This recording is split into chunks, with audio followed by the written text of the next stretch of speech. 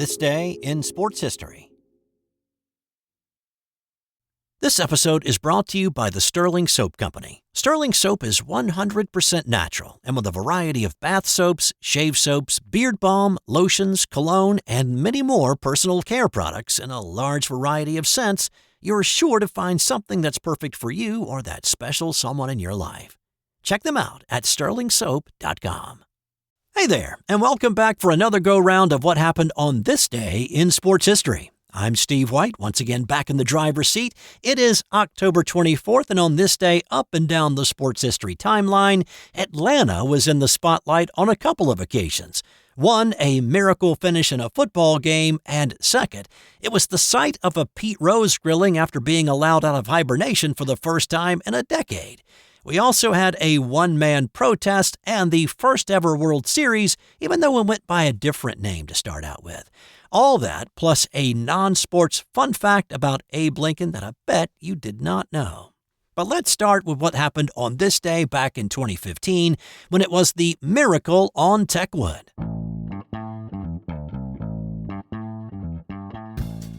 The Georgia Tech Yellow Jackets season started with a lot of promise and hope in 2015. They started the year in the top 20, and they moved up to number 14 after winning their first two games. But then the slide came. 5 straight losses dropped the Jackets well out of the top 25, and with 9th-ranked Florida State coming to town, there was not really much reason to believe that Paul Johnson and the Ramblin' Wreck were going to be able to staunch the bleeding. Add to that, the Seminoles had not lost an ACC conference game in more than 3 years, and all indications pointed to a Seminole rout in this one. Now, Florida State didn't exactly load up the scoreboard with points, leading just 16-10 at the half. Georgia Tech kept the Seminoles scoreless, while Harrison Butker kicked a pair of field goals in the second half, and his second field goal came with 54 seconds left to tie it up at 16. Now, the Seminoles had the most accurate kicker in ACC history, though, in Roberto Aguayo. All they needed to do was put him in field goal position, and they would be able to escape with the win. And then this happened. 3 of 3 tonight, but those were all inside of 40. From the left hash, 56-yarder, just like last week against Pittsburgh. Kick is blocked! Georgia Tech blocks it! The Jackets pick it up back at the 25, and Austin is returning it down the left sideline. Past the 50, past the 30, inside the 20. You gotta be kidding me! And he scores! He scores! Lance Austin picked up the block kick and returned it all the way to the house of the north end zone. We've had the miracle on North Avenue. This is the miracle on Techwood Drive. And the students are flooding the field. So the thing is, Paul Johnson had told his defense prior to that kick that if they blocked it, do not return it. Fall on it. We'll get them in overtime. Well, it's a great thing that Lance Austin did not pay any attention to that directive and gave us that unreal 78-yard return for the winning score with no time on the clock. Looking for that perfect gift for the basketball fan in your life? Basketball Now is it. Newly updated for 2025, it spotlights 50 of the NBA's top stars. Think fast breaks, clutch threes, and buzzer beaters, captured in stunning photography with sharp, readable analysis. From rising stars to veteran icons, this book is a courtside pass to the game right now. Wrap up a slam dunk this holiday season. Pick up your copy of Basketball Now today at your favorite bookseller.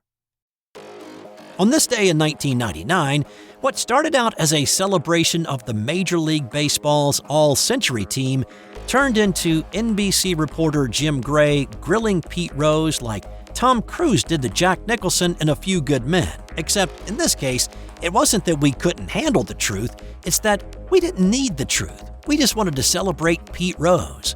Prior to Game 2 of the World Series in Atlanta between the New York Yankees and the Braves, 30 of the greatest players in baseball history were selected to be honored. All the ones who were still alive at the time made it to the ballpark. For the first time in more than a decade, Pete Rose stepped onto a baseball field after being banned for life by former Commissioner Bart Giamatti. The capacity crowd at Turner Field gave Pete the loudest and the longest ovation. Gray was able to corral Pete for an interview, and after congratulating him on the All-Century Team honor, began to ask question after question after question about betting on baseball. Pete continued to deny any involvement in betting on baseball. And here's the thing, really. There is a time and a place, but this was the first time that Rose had been on the field, and it was supposed to be a celebration of the greatest to ever play the game. Instead, it became all about Jim Gray trying to force Pete into a confession on live television. Why couldn't we all just let Pete enjoy the moment? Well, after 3 questions, Pete had had enough and had this to say to Gray. Yeah, I'm surprised you're bombarding me like this. I mean, I'm doing an interview with you on a great night, a great occasion, a great ovation. Everybody seems to be in a good mood, and you're bringing up something that happened 10 years ago. Well, I bring it up because I think people would like to see you get it on. Pete, we got to go. We got a game. This is a prosecutor's brief. It's not an interview, and I'm very surprised at you. I am, really. Well, some would be surprised that you didn't take the opportunity. Let's go upstairs to Hannah. Congratulations. The reaction to Gray's interview was mostly, if not universally, negative. USA Today wrote, "It became the Jim Gray Show. Thanks to Gray's self-serving grandstanding in front of a national TV audience, he made himself part of the show." After the Yankees won Game 3 on a Chad Curtis home run, Gray grabbed him for an interview, and this is what Curtis had to say. Chad, tell us about that pitch. I can't do it. As a team, we kind of decided that, because of what happened with Pete, we're not going to talk out here on the field. I do want to say that was for you, though, Grandma. Thanks. Well, Chad, you don't want to talk about the home run? Thousands upon thousands of complaints came into NBC about Gray's approach. Prior to Game 3 of the series, Gray did offer an apology saying, "I thought it was important to ask Pete Rose if this was the right moment for him to make an apology. If in doing so the interview went on too long and took some of the joy of the occasion, then I want to say to baseball fans everywhere that I am very sorry about this." On this day in 1971, Detroit Lion Chuck Hughes collapsed during a game and died later that day. Now, this was not the first incident with Hughes having a medical issue on the field. Following a preseason game against Buffalo, Hughes collapsed in the locker room and was rushed to a local hospital. Doctors could not find anything wrong with him at that point, and they sent him home. He kept having pain, though, but despite that, he insisted on continuing to play, saying the pain wasn't really that bad. The Lions were playing the Chicago Bears on this day in Detroit. Late in the fourth quarter, the Lions trailed 28-23. Hughes caught a pass from QB Greg Landry and turned it into a 32-yard gainer and a first down. 3 plays later, after a Landry pass fell incomplete, Hughes was jogging back to the huddle when he collapsed on the field and he went into convulsions. Bears linebacker Dick Butkus was the nearest to him and immediately started waving for medical personnel to come help. He was rushed to Henry Ford Hospital, but he died later that afternoon. It was later determined he had about 75% blockage in one of his coronary arteries that cut the flow of blood to his heart. They actually finished the final minute of the game in front of a stunned crowd, with the Bears holding on to what now felt like a meaningless win. Chuck Hughes was 28 years old. On this day in 1985, the Chicago Bulls acquired the Iceman, George Gervin, from San Antonio in a trade for David Greenwood. Gervin was not a big fan of this move. He'd been a Spur going back to their ABA days. He was a perennial all-star, had led the league in scoring on 4 occasions, and had grown to love San Antonio. But it was fortuitous for the Bulls. Greenwood had some issues with Bulls management and held out at the start of the '84 season. The trade on this day happened the day before the season started, but Gervin ended up playing in all 82 games, starting 77 of them and averaging 16 points a game. Now, one of the big things about this trade, though, he was able to pick up a lot of the scoring load after Michael Jordan went down with a broken foot in the 3rd game of his 2nd NBA season, and he missed 64 games. Gervin helped the Bulls backdoor their way into the playoffs with a 30-52 record. Without that, we would have never gotten to see Jordan's breakout 63-point performance against the Boston Celtics in their first-round playoff series. Gervin only spent 1 year as a Chicago Bull. He took his talents to Italy the next season and never played in the NBA again. On this day in 1975, hockey legend Bobby Hull sat out a game in protest. Now, a single-player protest may not be all that common, but we have seen it more recently with Colin Kaepernick and Megan Rapinoe taking a knee prior to a game. But the protest I'm talking about here was not for social change or political reasons. Bobby Hull wanted better working conditions, but not for him. Instead, he was fighting for a pair of his teammates. Prior to the mid-70s, there were not very many European players in the National Hockey League. They were seen as soft. Hockey was a physical game, and it was thought that you had to be able to hit and hit hard in order to survive in the league.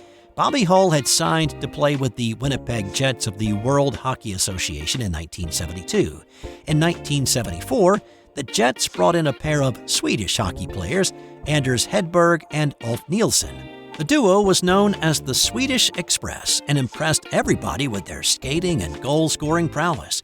Hedberg scored 53 goals and assisted 47 in the first of 4 consecutive 100-point years in 1974. Nilsson netted 26 goals and assisted 94 others for the first of his 4 straight 100-point seasons as well. Those numbers drew a lot of attention, some good and some bad. While Hedberg and Nilsson were proving that European players could be an asset for North American hockey teams, they were also becoming targets of the goons of the WHA. They were taking harder than normal hits by guys who were intent on proving the Euro stereotype correct. Hull initiated his one-game protest with the league office after Perry Miller suffered a severe eye injury in a game against Cincinnati. Now, Perry was a Canadian, but Hull had seen enough directed at his European teammates that he wanted to call attention to it before one of those guys got injured unnecessarily. The following day, Hull held an emotional press conference where tears were shed in hopes that the league would do something to curtail the violence. So, did the protest do anything? Not really. The league didn't make any rules changes or issue any warnings to overly physical players. The NHL and WHA were rough places to play. Fortunately, Hedberg and Nilsson were good enough skaters and in good enough condition to avoid a lot of hits and extend their careers. Hedberg played a total of 11 seasons in the WHA and the NHL. Nilsson spent 8 years playing professionally in North America. Along with Hull, the trio formed the Hotline and won a couple of Avco Cups before going separate ways. And without a doubt, Hedberg and Nilsson changed the game. Their success proved the prevailing thought to be wrong, and it opened the door for more and more Europeans to play in the WHA and the NHL.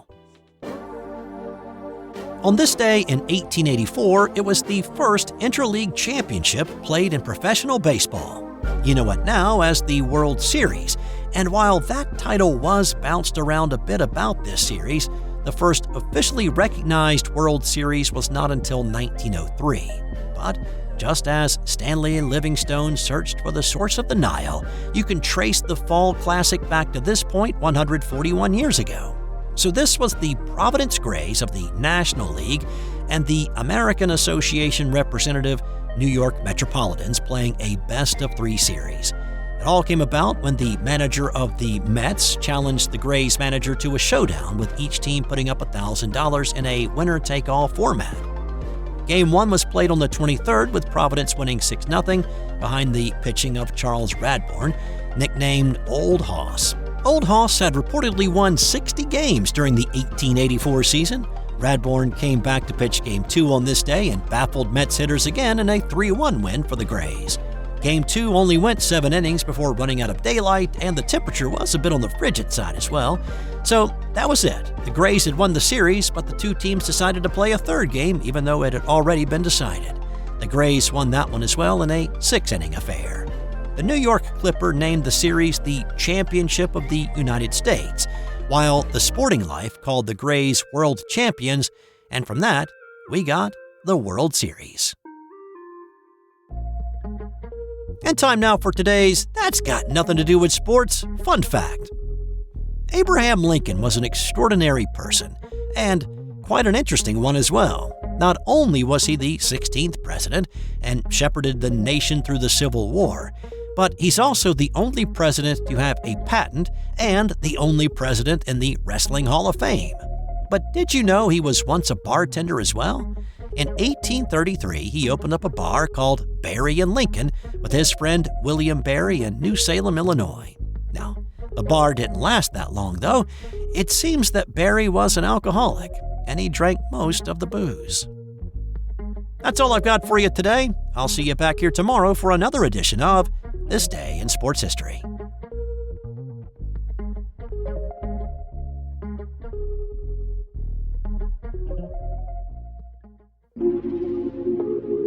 This has been an original Thrive Suite production.